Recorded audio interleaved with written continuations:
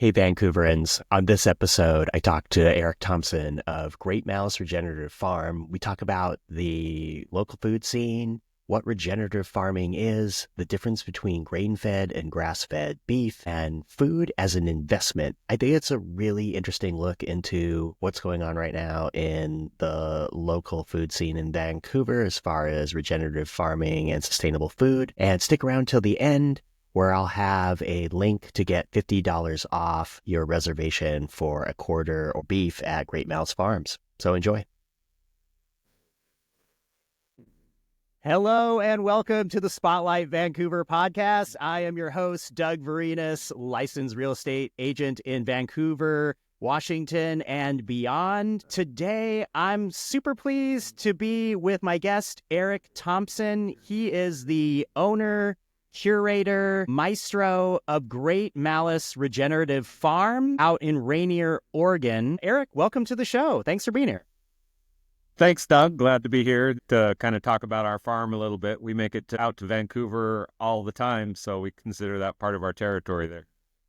Yeah, thanks. And I do want to say in full disclosure, this will be my third season getting your delicious beef. I am a customer and a fan, and I'm happy to have you today because I feel like there's a lot to talk about. And I wanted to start by getting what your journey has been like to get where you are, to regenerative farming. How did you become a regenerative farmer?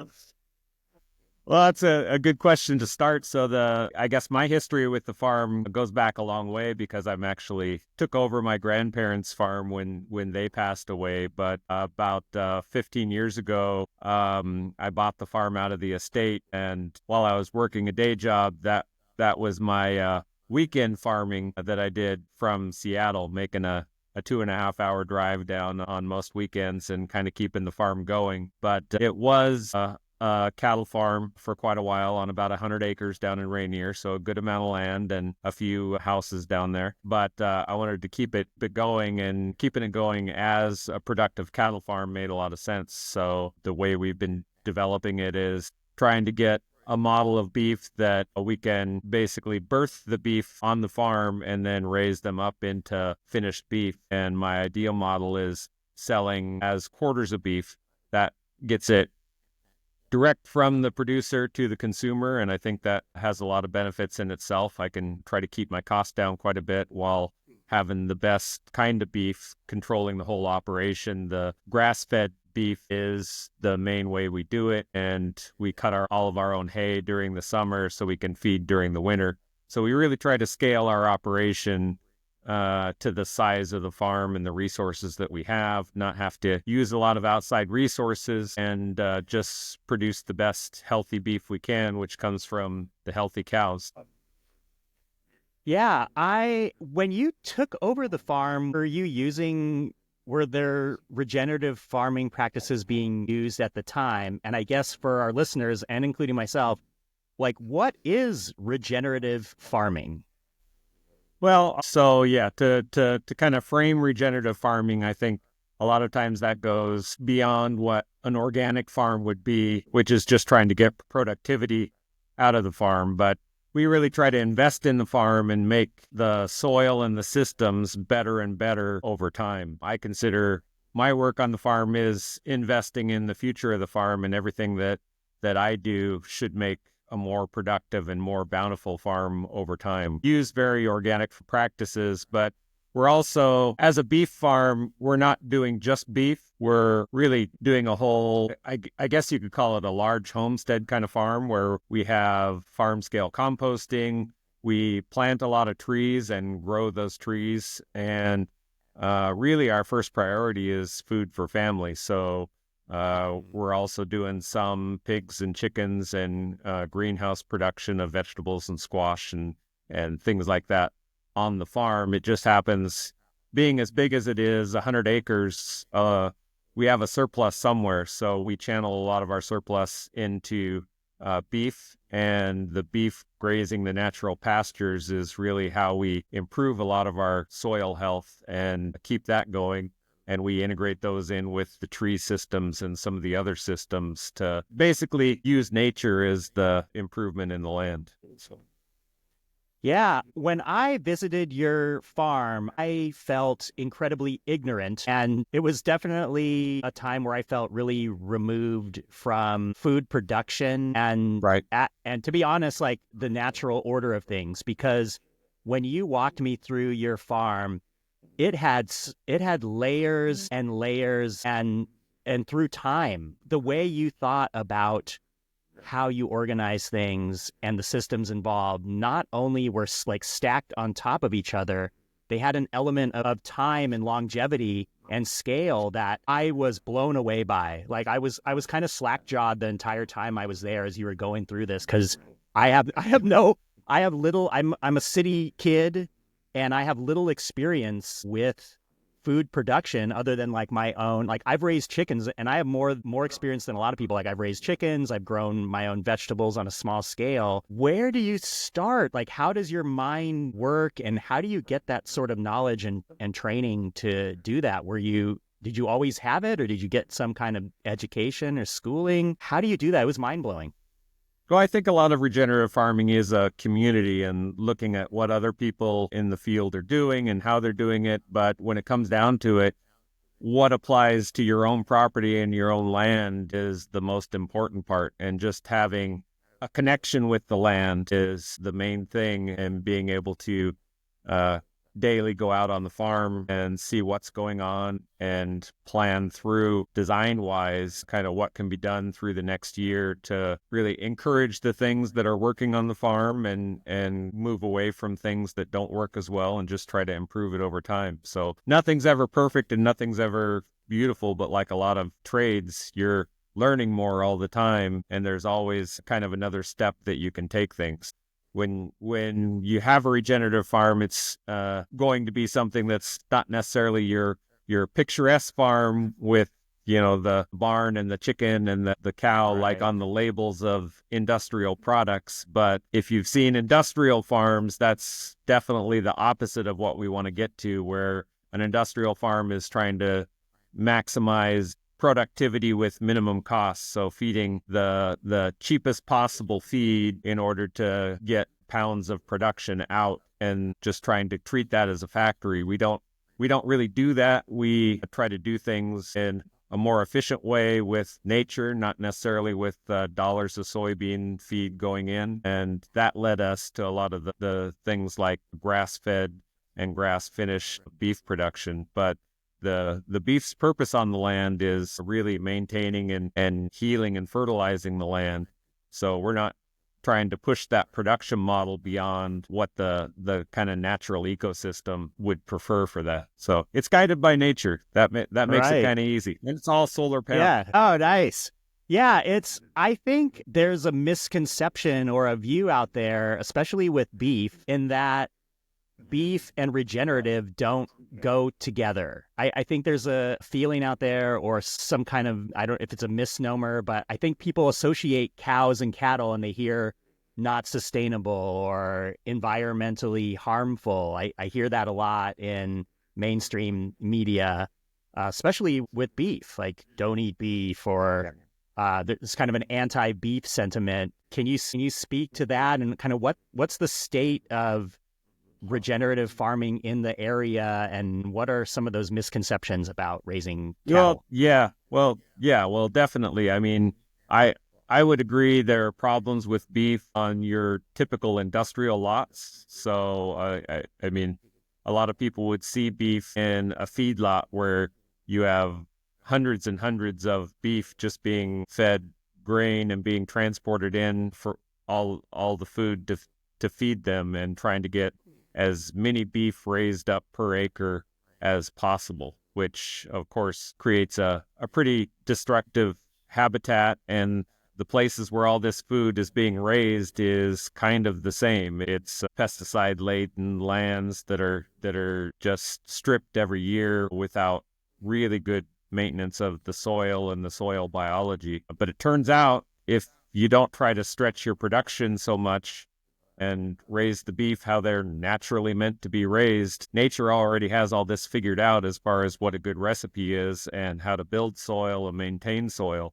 So it's just tapping into that, these systems that have already evolved over thousands of years in order to just control that a little more. So that's where we have some control over where the cows are and how long they are on a paddock, and we shift them between 8 or 10 different paddocks throughout the year, and then just manage the grazing rather than trying to get as many cows on there as possible.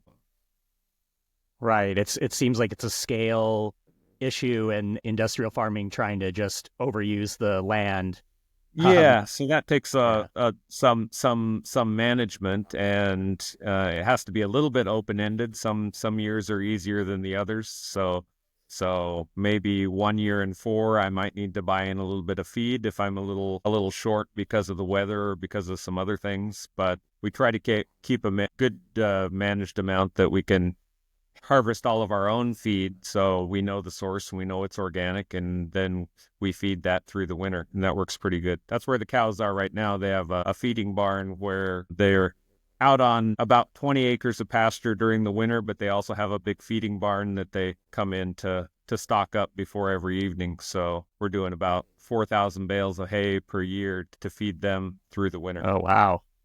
Wow. That's a lot. How many head do you have on your farm? So we raise all of our beef from birth to butcher on the farm. So our main herd is going to have a certain number of mama cows, and then all of their babies would be raised up. So right now we have 27 mama cows and 2 bulls, so an older bull and a younger bull that are with those. But then they're all raised as a big family. We never separate the beef out, mamas from babies or anything like that, to try to get them back into, say, perfect weaning condition or anything like that, because turns out the animals don't like that. So we try to adapt our practices to what the animals really prefer, and that keeps them stress-free and pretty happy. Overall, we have babies that are raised up for 2 to 3 years until they're finished beef to be sold in quarters. So total number, we're up close to 100. We're Oh, be wow. probably 90 to 100 at any time there. Yeah. Okay.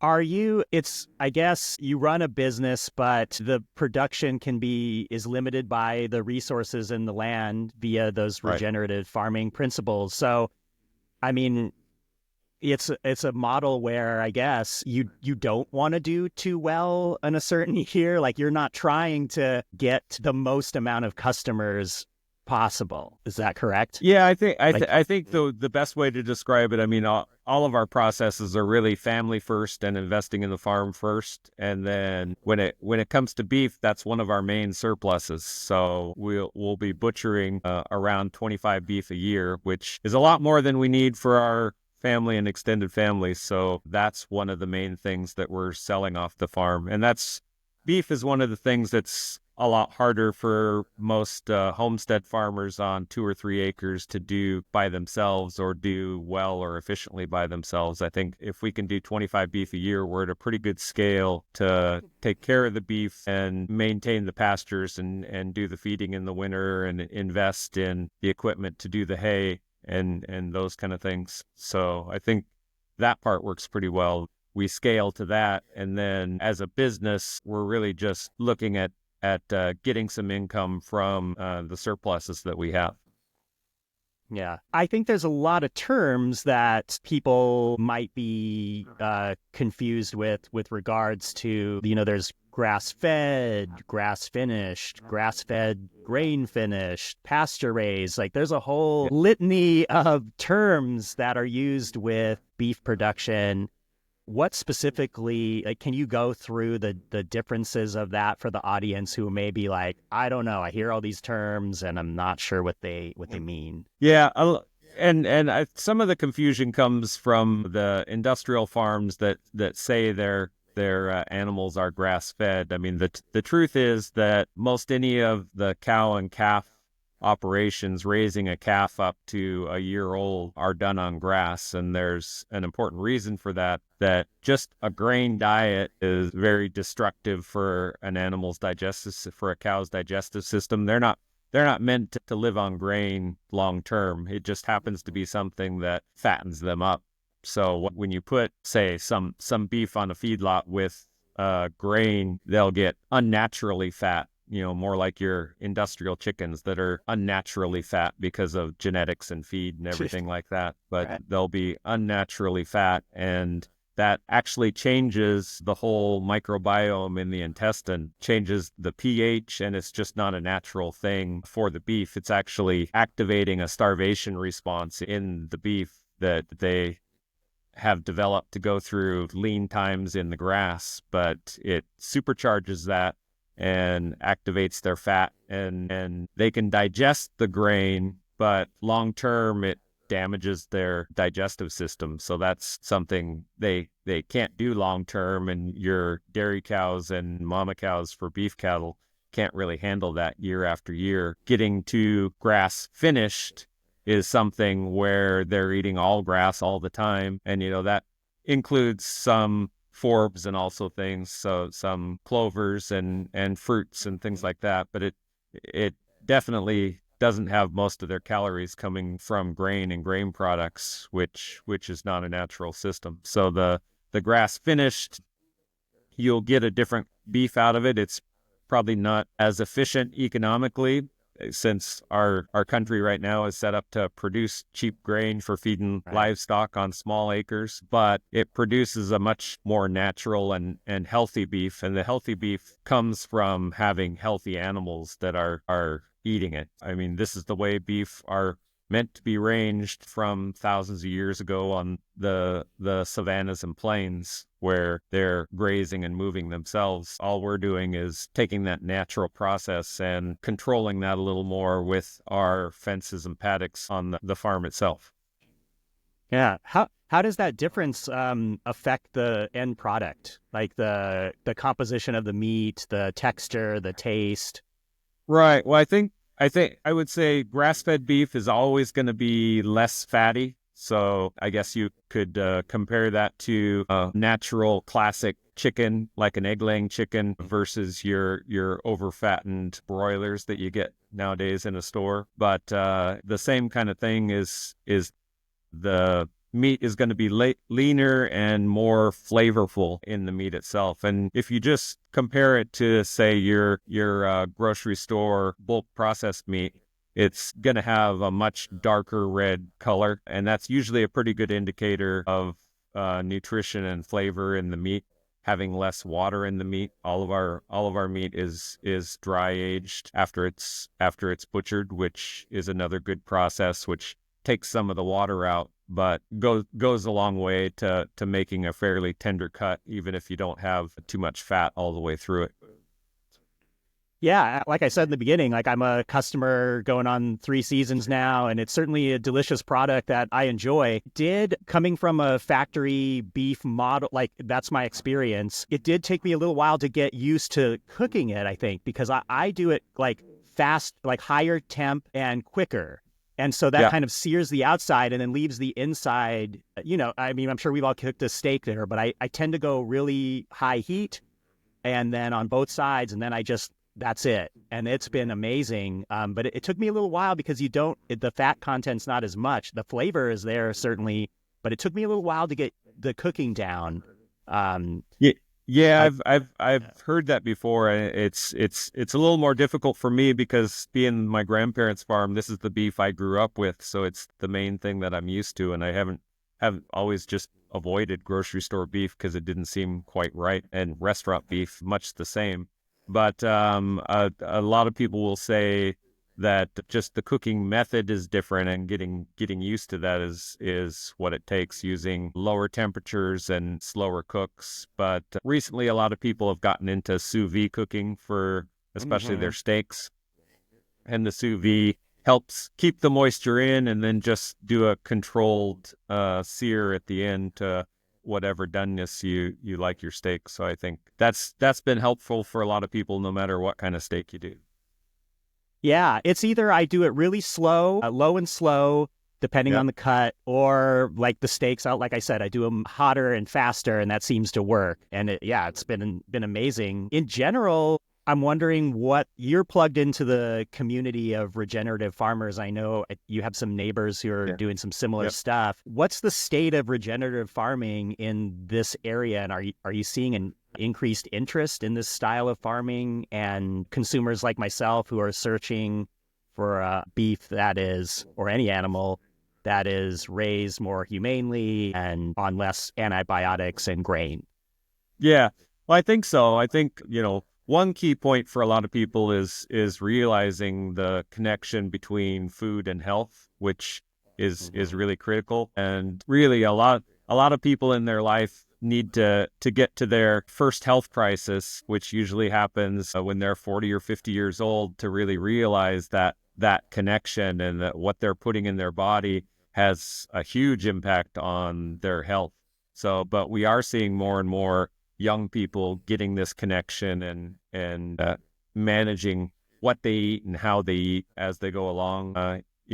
People who are older who are trying to take better care of their health start to get into this piece by piece and realize that a lot of things in our food system are just not set up to provide optimal health for people, and they're seeking out not just beef but a lot of other products, getting to a naturally grown, more natural solution, which makes a huge impact on health, digestive health, and overall skin health, heart health, everything in that. And I think that's really important. We try to do that in our family, and we talk about a lot of that with our customers and how they can go one step further and one step further to improving health through food.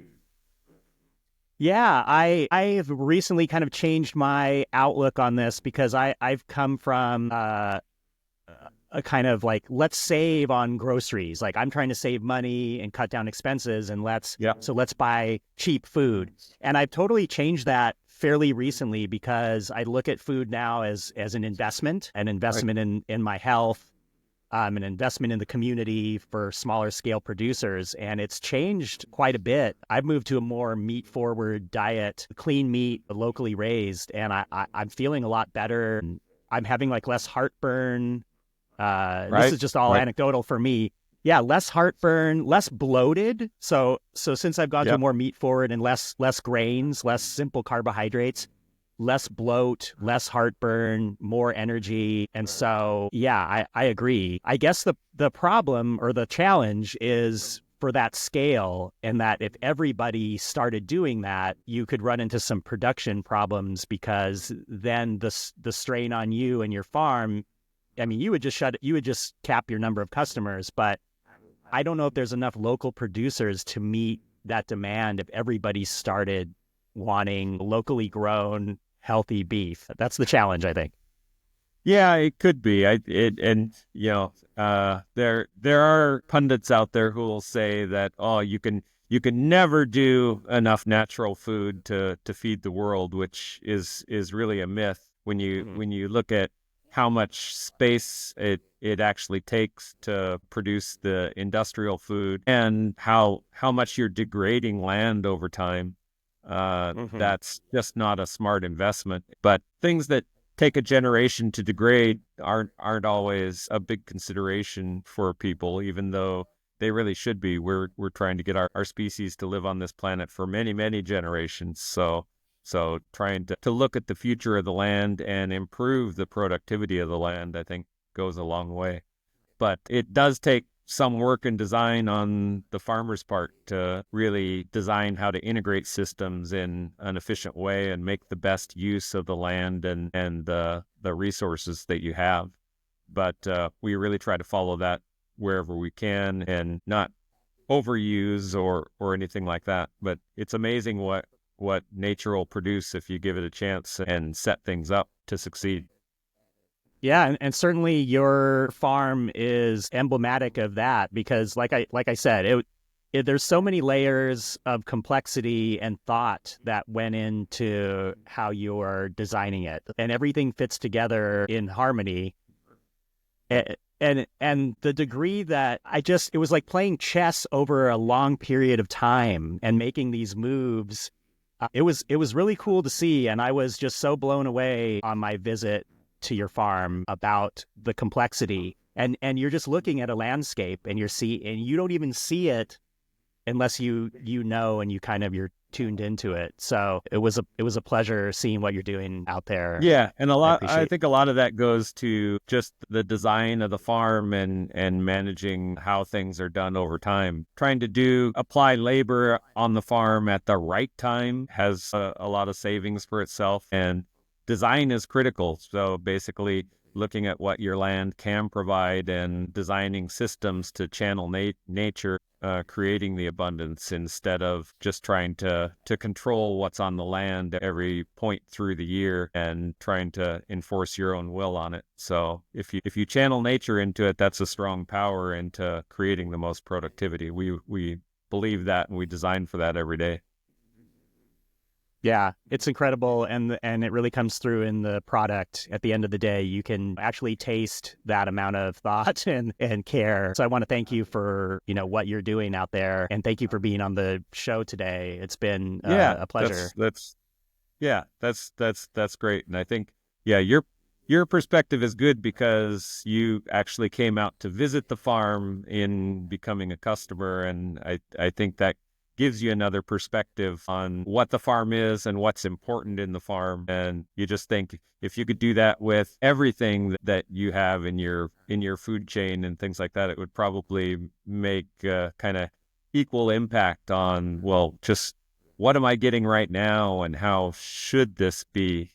I think that drives a lot of people into finding more local sources or doing a little bit of homesteading on themselves. That's Hmm. one thing that we try to get into. I deliver a lot of beef through the area, and we deliver through Vancouver with a lot of customers there, but I also try to get into encouraging people in their own mini homesteading wherever they can, of whether it's animal systems or tree systems or berries or things like that, starting to get some of your own food going and some of your own self-sufficiency. I think that's really important.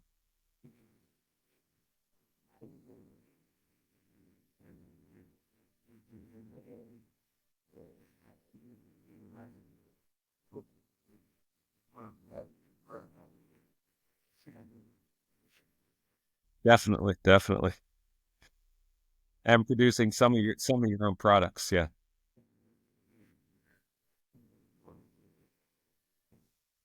Yep.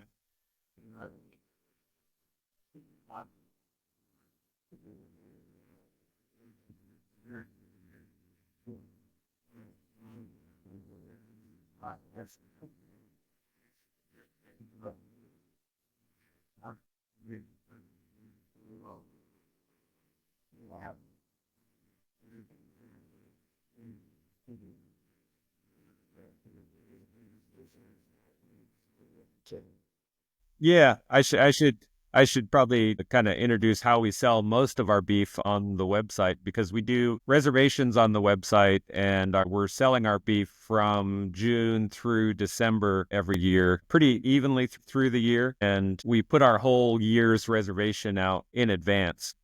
Just got that out recently on the website of our June through December schedule, and we have reservations. You can make a reservation for a quarter or a half of a beef, wherever it makes sense. And then right now, through the end of January, we typically have $50 off a reservation, which is a good promotion to get planning on the customer side and on our side of when the beef is coming in. Yeah, the you never know when you're going to be listening to the podcast. So if you're listening to this podcast a little bit later and think you missed it, you can email me for a coupon code through the end of February, and I'll be able to send that out. We'll still be able to get you some beef. Yeah, hopefully you can put a link to the website on there and people can look at that, because it has a lot more description of our farm and a full description of our care practices and what is grass-fed beef in more detail than what I talk through. And you can always talk with the farmer themselves. I think we field all kinds of questions, so I've probably heard almost all of it at this point. But we really try to make sure to match up. We can get the beef to the customer with really what they like and how they expect it.